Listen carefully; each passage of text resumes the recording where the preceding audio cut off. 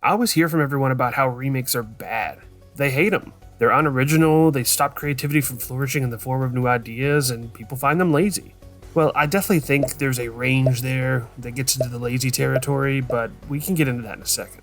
But I've been playing the Silent Hill 2 remake, and it's so good that it's made me kind of wonder if I've been harder on remakes than I need to be. Now, there's definitely a divide between different styles of remakes, different genres, and even different mediums altogether. For example, there's a vast difference between a video game remake and something like a movie remake, and I think there's a good reason for that. So let's talk about remakes and why I don't think people hate them as much as we say they do.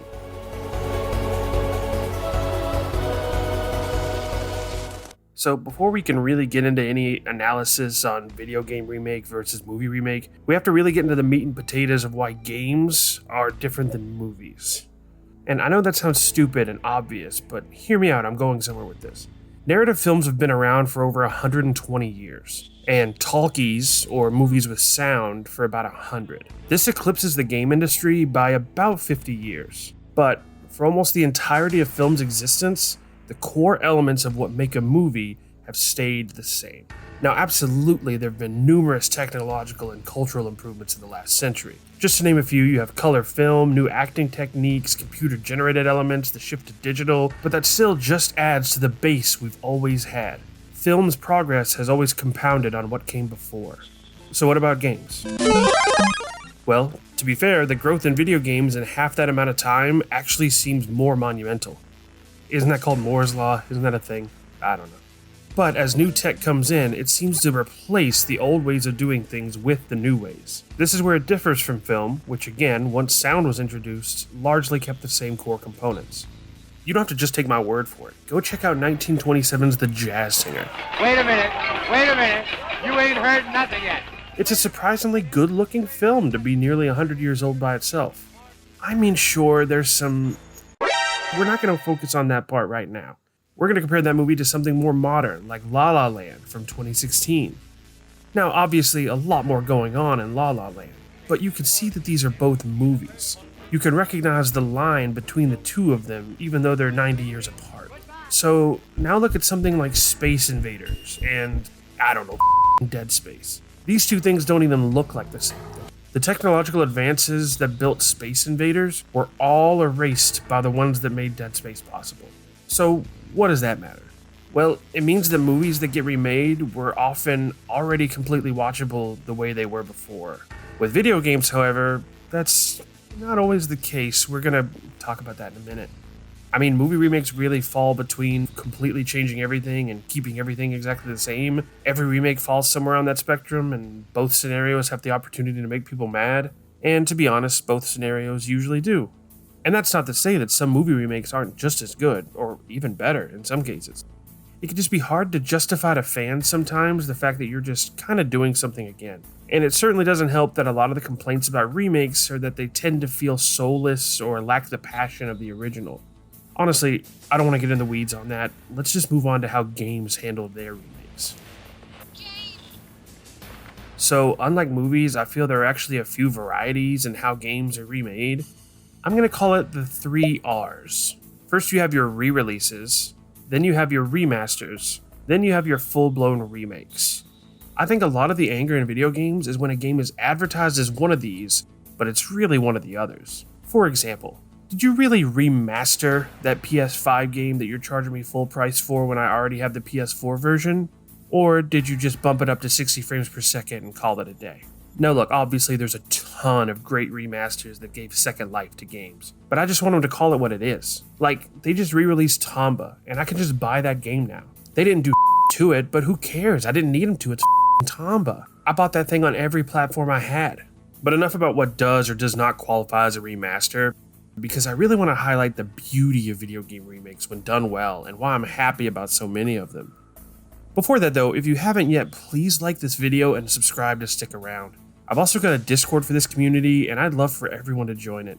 Oh, and you can also support me on Patreon or through a YouTube membership. All those links are below, you know how it is. So why do I like video game remakes for the most part? Game preservation. I think that video games are the only medium where content can just disappear if enough people let it.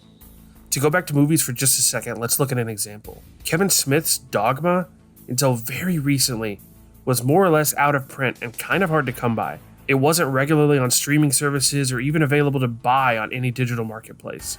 However, if I happened to come across a copy at a yard sale on DVD, I could just take that home and watch it on my DVD player or my Blu-ray player. Since DVDs have been established for nearly 30 years and are backwards compatible on new Blu-ray players too, it's a format that you can just go home and enjoy.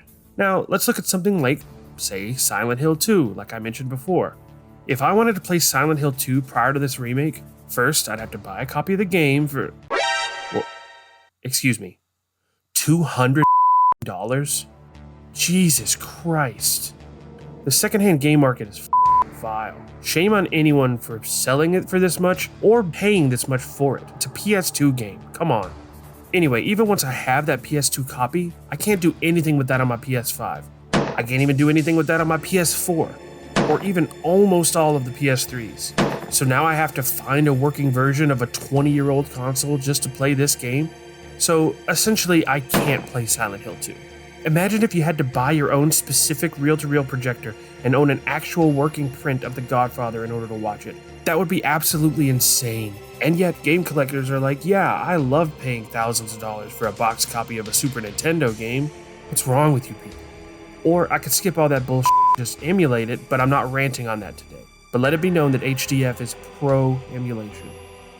Anyway, to use that same comparison, once I'm actually watching Dogma, I get more or less the same experience as I did when I watched it back in high school. However, Silent Hill 2 with its camera and gameplay and graphics have essentially been left behind by time, for better or worse. Not that you still can't enjoy it, but it's certainly not the same experience as playing it when it was new. But that itself can be part of it with these remasters and remakes, especially when there's a huge time gap between releases. Look at it this way.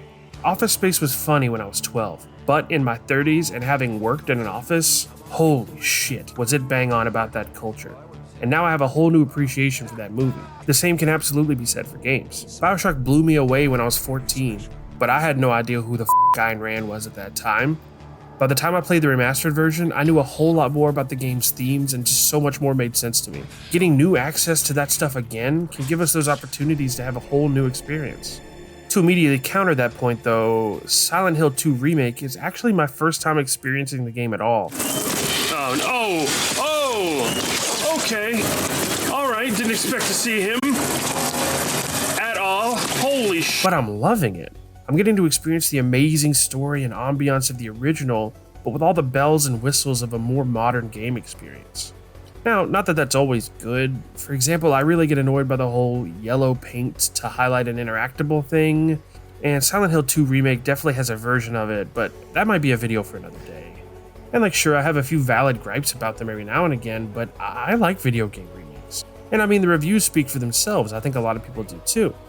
And then, of course, you have the nostalgia buys for the diehards. Metal Gear Solid Delta is a game I'm very much looking forward to, and it's pretty much being marketed as a one-to-one remake of Metal Gear Solid 3, which Metal Gear Solid 3 is a game I already own in like every capacity.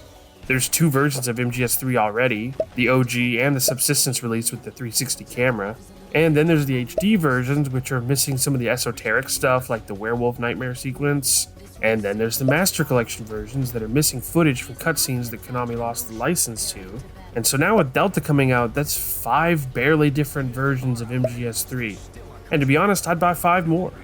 So to me, I'm happy to have an opportunity to play games that I never got around to, or even ones that I loved but want to have again in my modern library. And it really helps when the teams making them so clearly care about the source material and want to preserve its essence as much as possible. That's been the case with Silent Hill 2, and honestly, it's been one of my favorite gaming experiences in the last couple of years. So does this mean you're going to get a few cash grab remasters or re-releases every now and again? Absolutely. But is it worth it when I can play the entire Resident Evil series on one console in 2024? Also, absolutely. If you've watched this far, thank you so much. Be sure to like and subscribe and check out our community Discord. And for those of you who want to support the channel, you can do so at Patreon or through a YouTube membership. The perks are the same for both and include things like behind the scenes info and the ability to watch videos first. I really appreciate any and all support for the channel. Thanks again, and thank you for being a part of this community.